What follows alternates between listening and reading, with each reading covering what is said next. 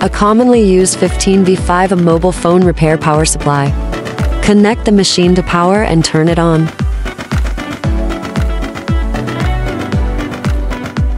Switch.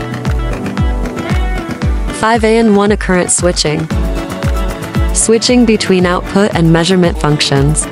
Please note that the output corresponding interfaces are the two on the left. The corresponding interfaces for measurement are the two on the right. Voltage quick adjustment knob. 5 volts, 8.4 volts, 15 volts locking switch, 9 volts round hole output interface. 9 volts round hole output interface. 5V2 a USB output interface. Adjust the appropriate voltage before use.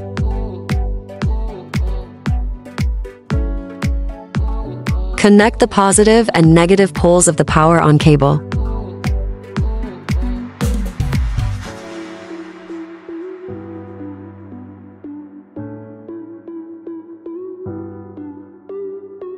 When the power supply is working, the mechanical ammeter and digital meter can be observed simultaneously.